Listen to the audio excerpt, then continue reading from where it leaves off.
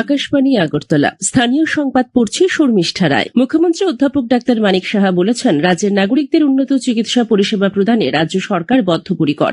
সে লক্ষ্যে এজিএমসি ও জিবিপি হাসপাতাল সহ অন্যান্য স্বাস্থ্য প্রতিষ্ঠানে চিকিৎসা পরিষেবা ও পরিকাঠামোগত উন্নয়নে সরকার অগ্রাধিকার দিয়ে কাজ করছে।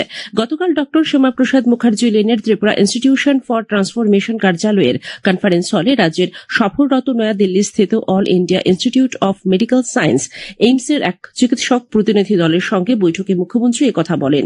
এইমসের অধিকর্তা প্রফেসর ডাক্তার এম শ্রীনিবাসের নেতৃত্বে এই প্রতিনিধি দলে রয়েছেন ডাক্তার রমেশ আগরওয়াল, ডাক্তার লক্ষ্মী তেজ উন্ডাভাল্লি, ডাক্তার অরুণা কুমারী।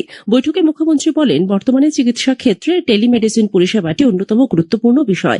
রাজ্যে টেলি এডুকেশন ও টেলি কনসালটেশন পরিষেবাকে চালু করার ক্ষেত্রে সরকারের দৃষ্টিভঙ্গির কথাও মুখ্যমন্ত্রী উল্লেখ করেন।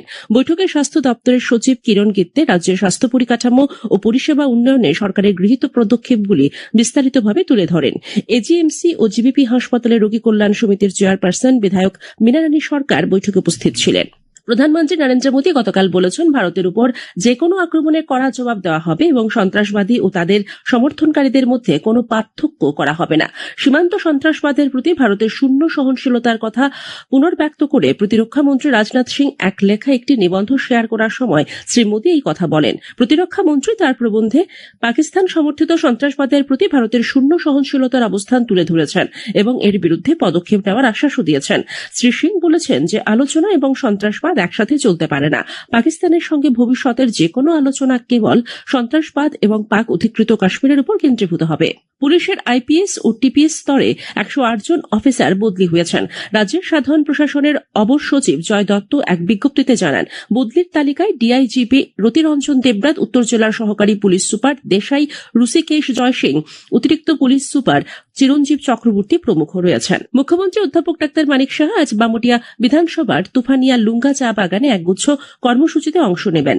গতকাল এক উদ্দেশ্যে তুফানিয়া লুঙ্গা মাঠে স্থানীয় প্রশাসনের এক বৈঠক হয়। এই অনুষ্ঠানে চা শ্রমিকদের জমির পাট্টা বিলি, প্রশাসনিক শিবির, নেশামুক্ত অভিযানের অঙ্গ হিসেবে মিছিল, বৃক্ষরোপণ, রক্তদান শিবির এবং কৃষকদের কৃষি সামগ্রী বিতরণ কর্মসূচির উদ্বোধন করবেন মুখ্যমন্ত্রী। রাজ্য কৃষি ও কৃষক কল্যাণ দপ্তর থেকে জানানো হয়েছে যে বিকশিত কৃষি সংকল্প অভিযান কর্মসূচিতে রাজ্যে এ পর্যন্ত 1,15,916 জন কৃষিজীবী অংশ নিয়েছেন। এর মধ্যে 76,148 জন পুরুষ কৃষিজীবী এবং 39,768 জন মহিলা কৃষিজীবী।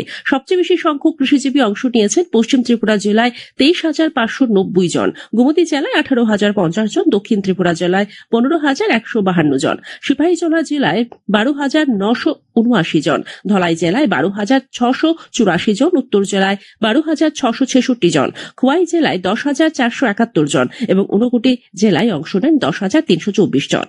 গোমতী জেলায় 121টি মসজিদে গতকাল উদযাপিত হয়েছে ইসলাম ধর্মপ্রিয় মানুষের অন্যতম প্রধান উৎসব ঈদ উল আজহা। জেলার 3 মহকুমার উদয়পুরে 105টি, অমরপুরে 12টি এবং করবুকে 4টি মসজিদে ঈদের নামাজ অনুষ্ঠিত হয়। একই সঙ্গে আলোচনা, নামাজ ও খুতবা পাঠ, আলিঙ্গন ও শুভেচ্ছা বিনিময়ের মধ্য দিয়ে এই উৎসব পালিত হয়। প্রধানমন্ত্রী নরেন্দ্র মোদী আজ দুর্যোগ প্রতিরোধী পরিকাঠামো সম্মেলন 2025-এ আফ্রিকান ইউনিয়নের যোগদানে আনন্দ প্রকাশ করেছেন। দুর্যোগ প্রতিরোধী পরিকাঠামো 2025 সংক্রান্ত আন্তর্জাতিক সম্মেলনে একটি ভিডিও বার্তার মাধ্যমে ভাষণ দিতে গিয়ে প্রধানমন্ত্রী কার্যকর কর্মসূচি প্রণয়ন এবং উন্নয়নশীল দেশগুলির অর্থায়নের সুযোগ সুনিশ্চিত করার প্রয়োজনীয়তার উপর জোর দেন। সঞ্জীবনী সামাজিক সংস্থার উদ্যোগেও রাজ্য ট্রাফিক দপ্তরের সহযোগিতায় শহরের বিভিন্ন জায়গায় গতকাল ট্রাফিক সচেতনতা কর্মসূচি পালন করা হয়েছে। সংস্থার পক্ষ থেকে জানানো হয়েছে, এই কর্মসূচির মূল উদ্দেশ্য হচ্ছে ট্রাফিক আইনগুলি সম্পর্কে মানুষকে আরও বেশি করে সচেতনতা বৃদ্ধি করা। ত্রিপুরা ফুটবল অ্যাসোসিয়েশন পরিচালিত ঘরোয়া দ্বিতীয় ডিভিশন লীগ ফুটবল প্রতিযোগিতা আজ থেকে শুরু হয়েছে। মাকান্ত মিনি স্টেডিয়ামে সন্ধ্যা 6টায় আসরের উদ্বোধন হবে। উদ্বোধনী অনুষ্ঠানে মুখ্যমন্ত্রী প্রফেসর ডাক্তার মানিক সাহা উপস্থিত থাকবেন। পরে 6:30টায় নৈশালোকে উদ্বোধনী ম্যাচে ঐকতান যুব সংস্থা ও স্কাইলার ক্লাব পরস্পরের মুখোমুখি হবে। এবারের আসরে 9টি দল অংশ নিয়েছে। সিঙ্গেল লিগের ভিত্তিতে চ্যাম্পিয়নশিপের ফয়সলা হবে। এনএসআরসিসি দল এন্ট্রি না নেওয়া ইতিমধ্যে তৃতীয় ডিভিশনে অবনমন হয়েছে।